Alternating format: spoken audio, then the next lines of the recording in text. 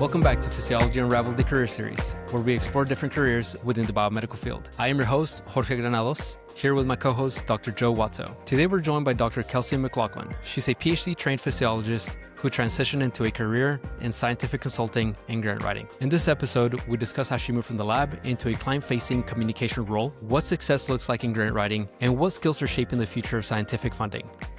If you're interested in exploring different careers outside of academia, this episode is for you.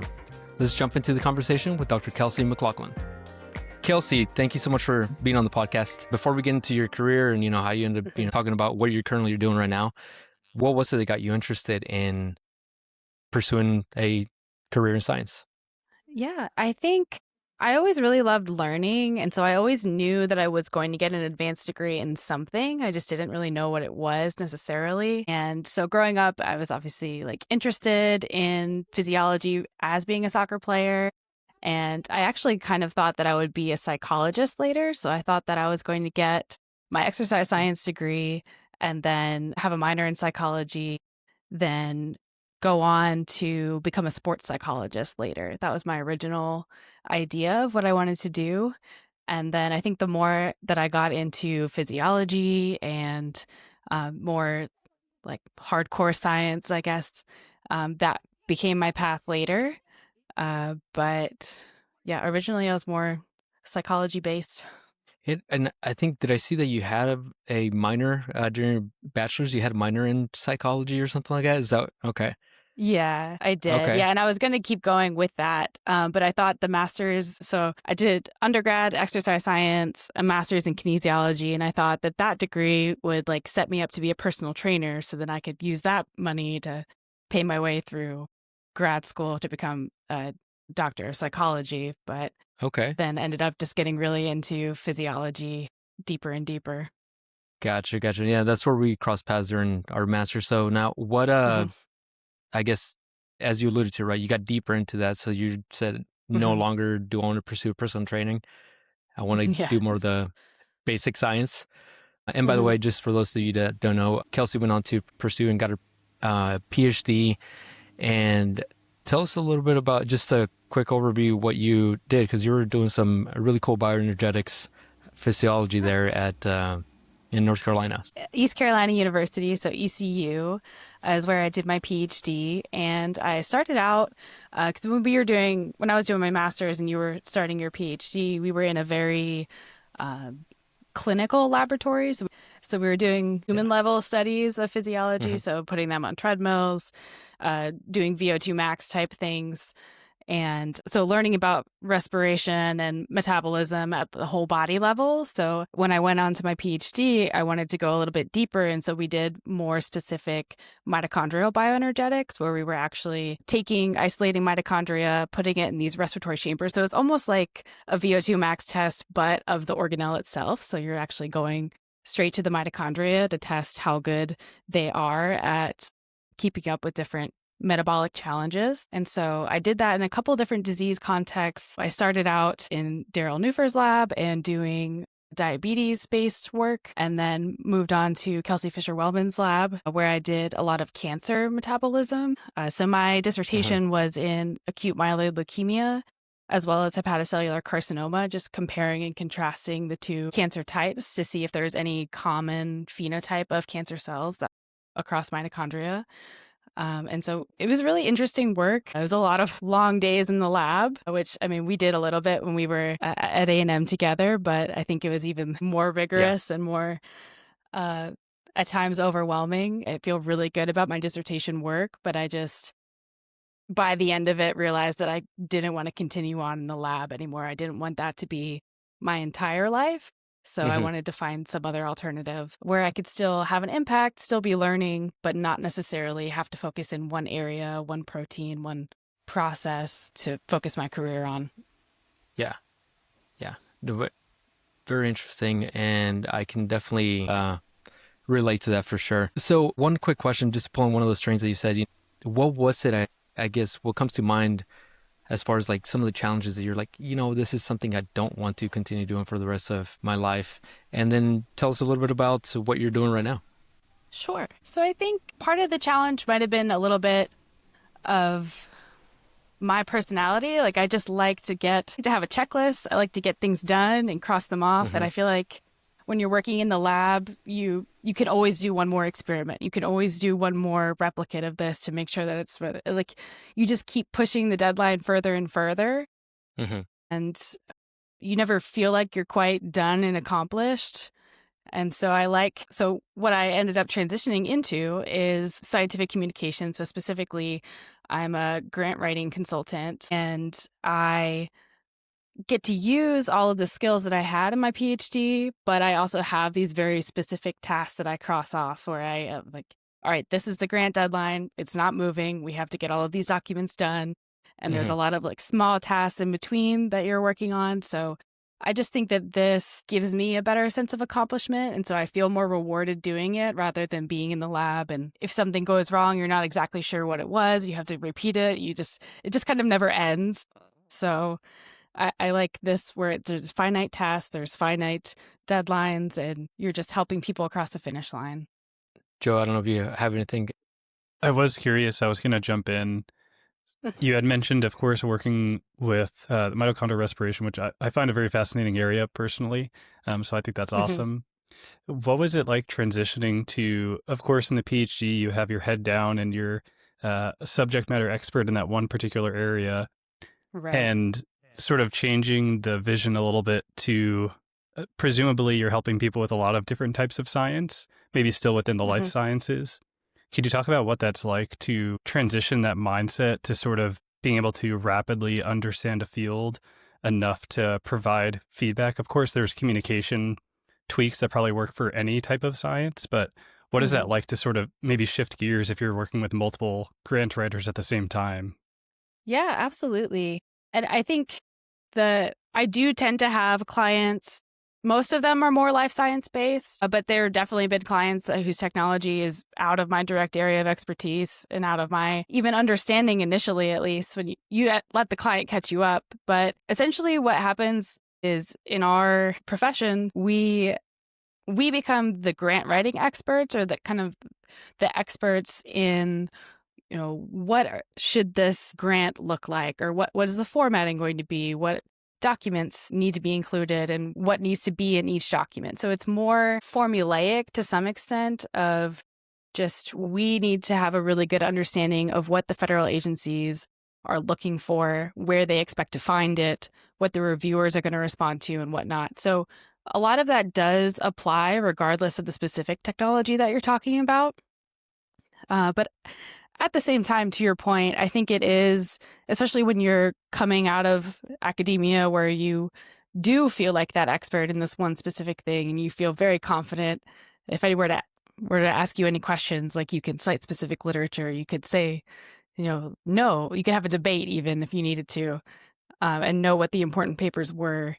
And now, more often than not, none of my clients have done mitochondrial respiration as the basis of their technology. So I haven't really had to cite any of that specific knowledge, but at least, through the PhD, through just wanting to learn a lot of different things, you do at least know how to find new references, how to get, the basis of the field understanding.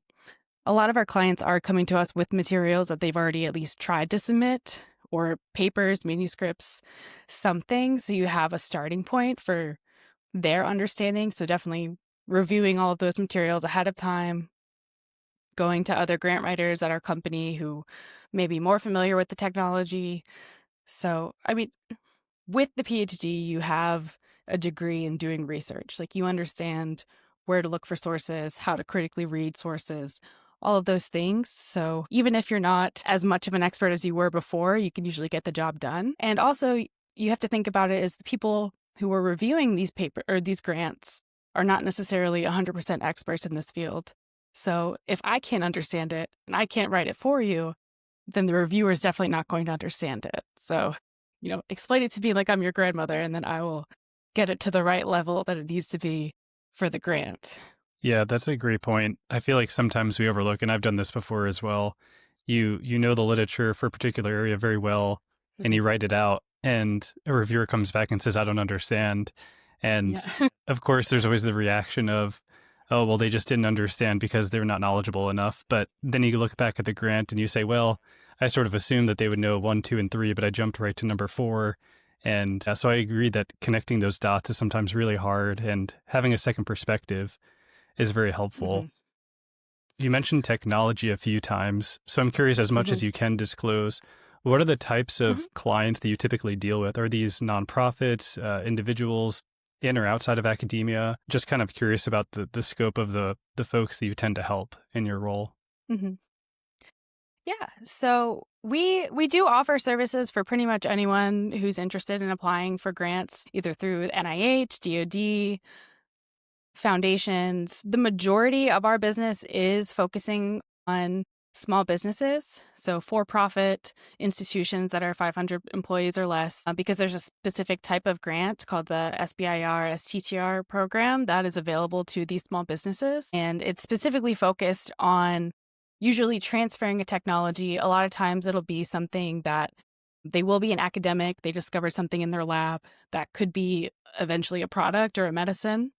And so they're taking their bench work and translating it into an actual product through these grants. So they're definitely a lot more product development focused rather than answering, like testing a hypothesis. But they all are typically something that's hopefully going to have an impact in the next 5 to 10 years of like becoming a medicine, like a drug or medical device or something like that. So they're a lot more ready to enter the market than a lot of the things that we would have worked on in our PhDs. But yeah, that's interesting. So a large portion of what you work on tends to be that particular grant mechanism. Does that sort of dominate the type of work that you end up doing? It does. So most of our clients are small businesses. And so most of them are applying for SBIR, STTRs. Some of them do apply for regular research grants like R01s, R21s, UO1s, things like that. But we do have clients that are looking for every type of support. So for instance, the SBIRs, STTRs are only available for American-based companies and only for work that's being done in America. So if you have a partnership that's foreign, then you need a different type of mechanism. If you are a foreign company, then there are other grants that we help you find and apply for. So we also specialize in just developing the overall grant strategy. So what makes sense for you to apply now versus later, or like depending on how far along your technology is, maybe you skip SBIR, STTR altogether and there's another opportunity for you. It just really depends. Got it. So I'm curious, you mentioned with one particular grant mechanism, of course, there's others that you mentioned involved.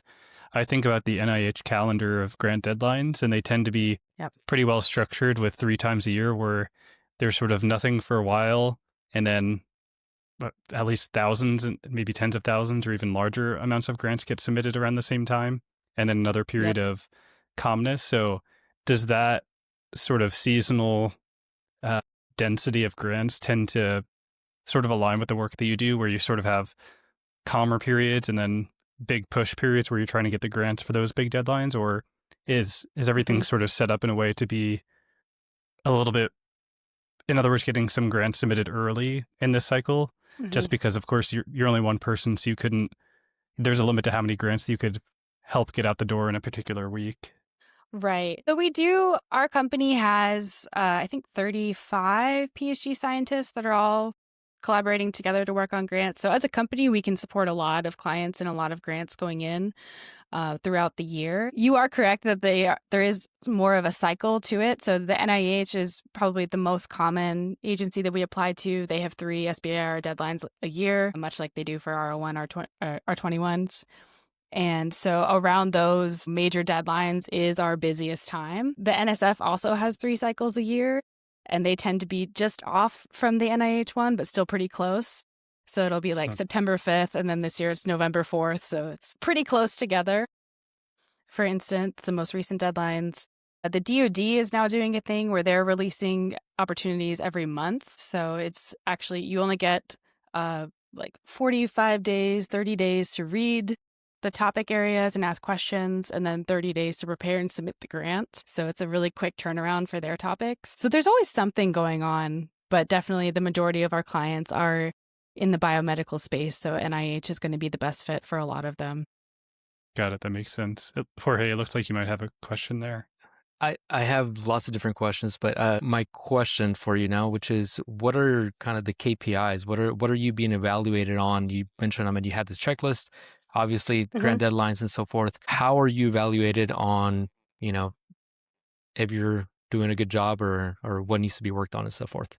Yeah, I think that's a great question because it's one of the big differences between when you were a PhD student or a postdoc even and transitioning into industry is that there are very defined KPIs that you need to meet. So as a grant writer, we have quality metrics that we need to meet. So every 6 months to a year, one of the senior managers takes a look at all of our work products that were submitted as full service projects. And so they go through each grant, basically line by line, and make sure that everything was formatted correctly. You covered all the topics. There wasn't any inconsistencies, like maybe the subaward changed halfway through and you just never addressed it, or you left the other subaward's name back in there. So they're just making sure that every work product that we put out is high quality. We also have certain efficiency metrics that we need to make. So we have, for each type of grant, usually a lot of them we've done many times as a company. So we have a pretty good idea of how long it should take you based on what level of scientific consultant you are.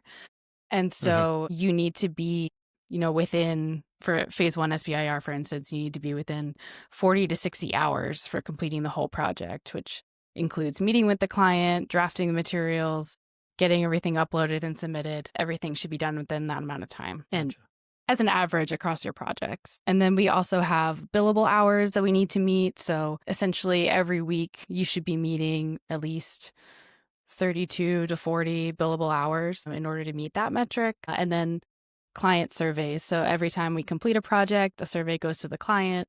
Hopefully they rate their experience with you as a 10. And then that is also something that we keep track of as a company. Gotcha. No, thank you. Thank you for sharing those insights. And so you mentioned about, depending on what level of grant writing specialist that you are, scientific expert, what does a career ladder look like? This is all new to me. So is there, much opportunity for growth, or does that depend on the companies and that kind of thing? It does most likely.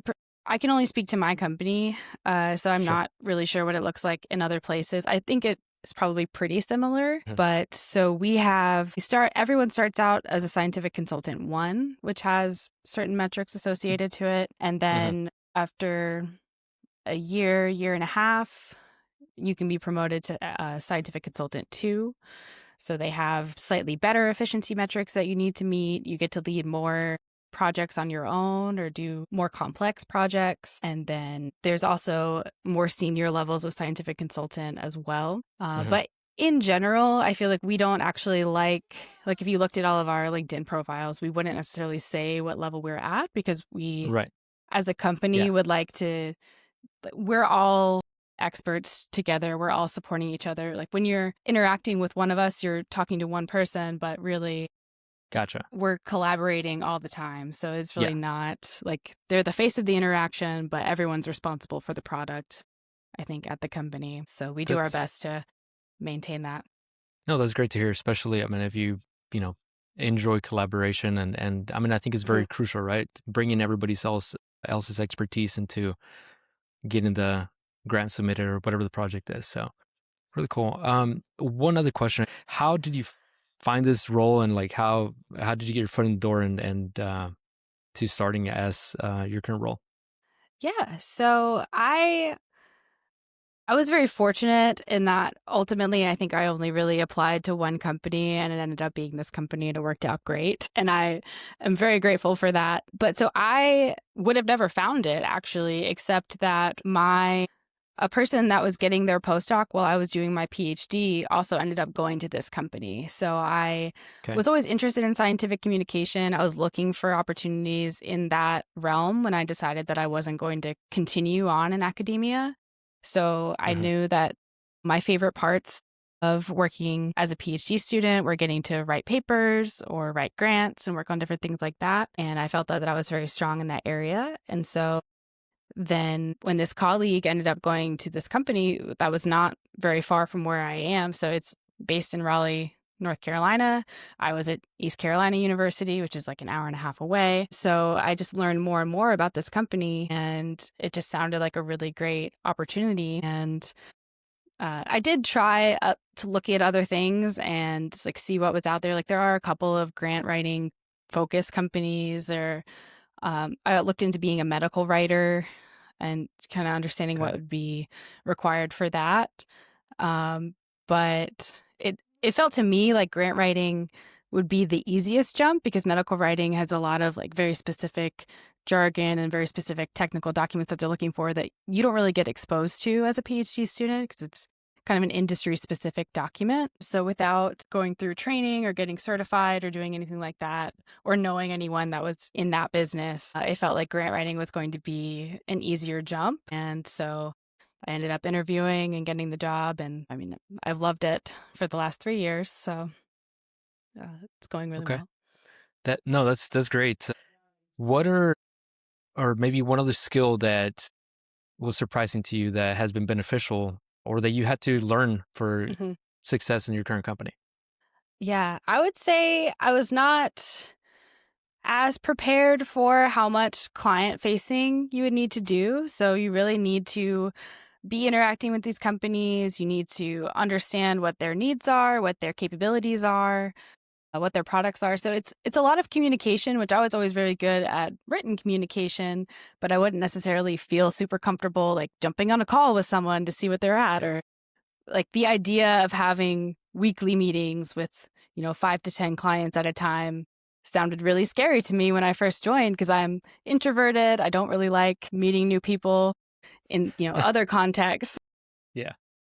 But so that was something that you really had to get used to, of speaking to new people all the time, speaking professionally, because most of the time as a PhD student, you're talking to other PhD students. You might have a really good rapport with your mentor, but talking to a client who's paying you to do a business or a task where you need to be the expert. So you need to come off very professional, very knowledgeable, especially when you're first starting in this job when you don't necessarily feel that knowledgeable. So that was definitely one of the biggest challenges of transitioning into this role.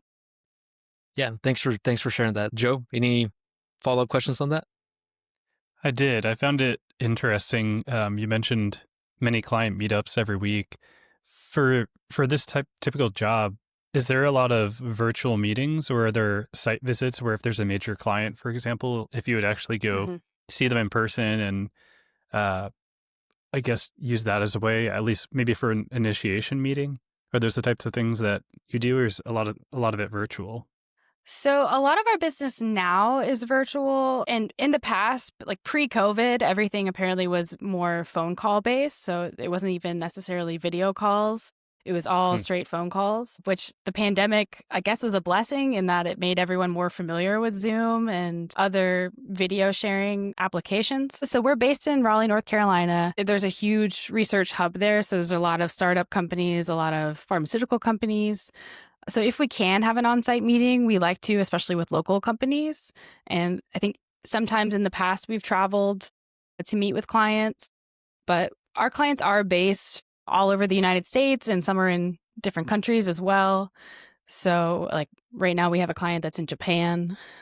So working on the time changes and the travel costs is not going to work out. But when we can meet in person, we always love to. Or when a big thing happens, like sometimes a client will transition their startup from their basement to an actual like headquarters with hundreds of employees. And so they are grateful that we help them reach that point, and they'll invite some of our team members to come visit.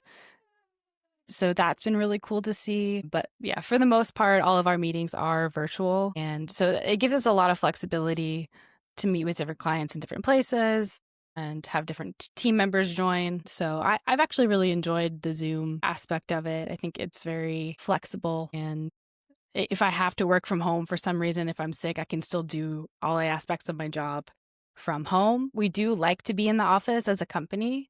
That's our personal company policy, but we do have that flexibility if it's necessary. Got it. So you had mentioned the growth from basement to headquarters. That seems like such a Mm-hmm. cool story. And I'm curious, you've been there for a few years now, and as much Mm-hmm. as you can share, is there anything that stands out as far as working on a grant with somebody, or maybe phase two, or just something making that transition? Because I feel like that would be really cool to Mm-hmm. see if you had worked with a client over and over, and the first grant was a Mm-hmm. small amount of money with some small idea, and then all of a sudden they have a headquarters and hiring employees and everything. Yeah. So that particular example was not one of my clients, but we have seen that as a company. Personally, there's a client that I've worked with since I joined the company, and I've really enjoyed working with him over time. We've tried so many different applications and over again for the last 3 years, and we just finally got 2 funded. So this past year, which has been really exciting, and some of them were phase 2. So he had previously gotten the phase 1, and now he's moving on to phase 2, where he can get closer to actually doing clinical trials. So that's very exciting. And it just feels good when you have a really good client who's been consistent and persistent and are finally seeing the rewards of their, the fruit of their labor, so to speak. But so it is very rewarding to get to work with people who are so passionate about what they do and just kind of keep going. Yeah, that seems like it would be an awesome culture to work in. Mm-hmm. I'm thinking to of course, the pay lines right now for a lot of grants, so the budgets tend to be Mm-hmm. falling a little bit.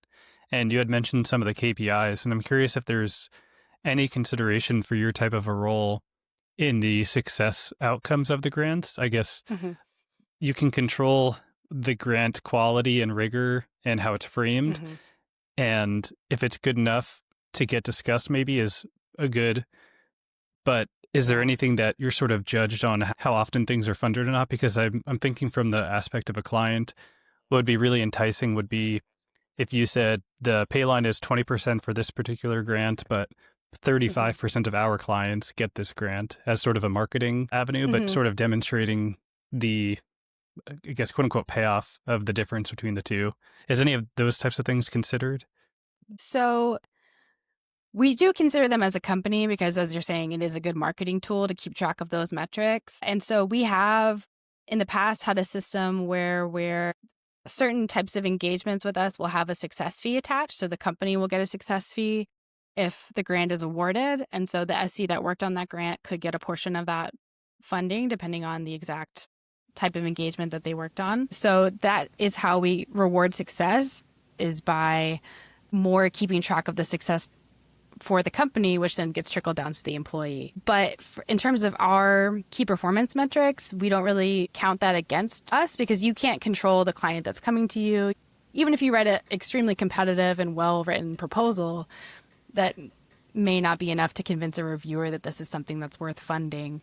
If it's, a technology that's maybe they didn't actually have any preliminary data. So like you did the best you could with what you were given, but it's still something that reviewers aren't going to necessarily like, and that's not our fault. So the company doesn't want to punish us for having that project. Plus, even if you do have a really good client, really good data, all of that stuff, sometimes the review panels, 2 of them will love it, 1 of them will hate it. It will end up not discussed for that reason. Like they just missed one little tiny detail.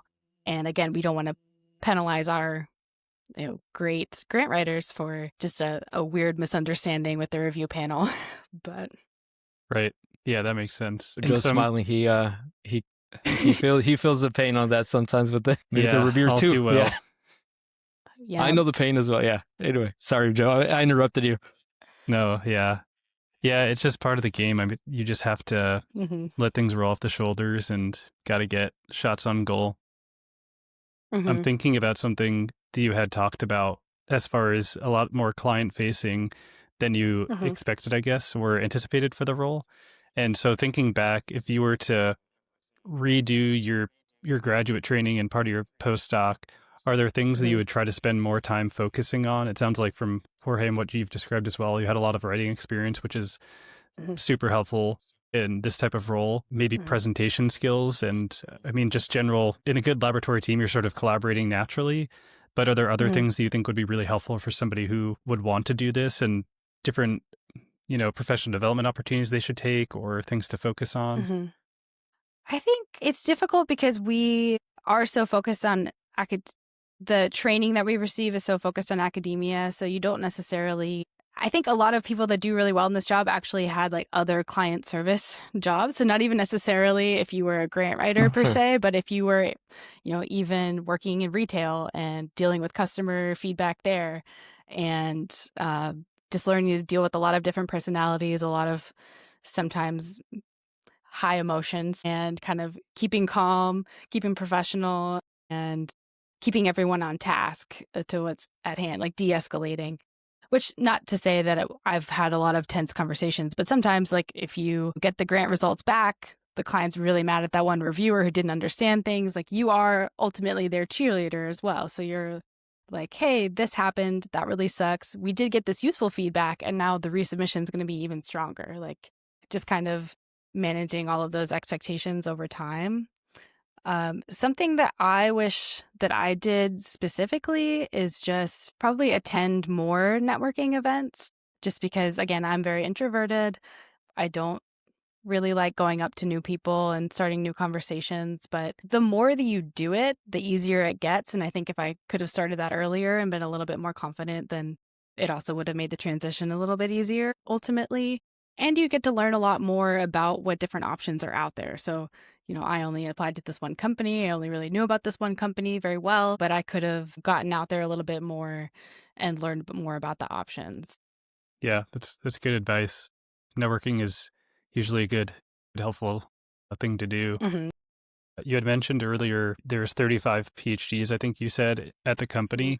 Are those folks all focus on grant writing per se, or are there sort of different groups or domains of people in, supportive areas, I guess, or is everybody just grant writing and support systems?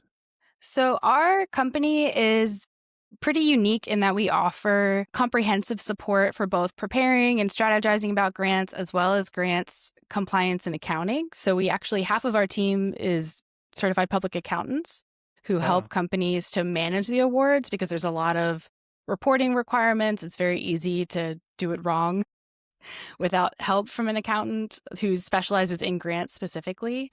We've also added tax accounting to our services, so we can have pretty much support everything that the small business needs in terms of accounting.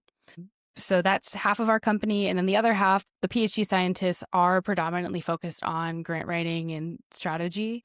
So that is our 100% full-time job, but we have started to pull more of the PhD scientists also into business development or sales. So there's some opportunities to test out that area as well, of bringing in new clients and talking to new prospective people, because it's really easy to sell what we're doing when you understand what it's like to have been a grant writer. So Kelsey, that's really interesting insights, and it makes me think of, is this, I don't know, the future of grant writing, especially, giving for academics, right? That's as far as I know, as far as grant writing, and how much, as Joe alluded to, right, it's becoming harder and harder to get because of the current funding.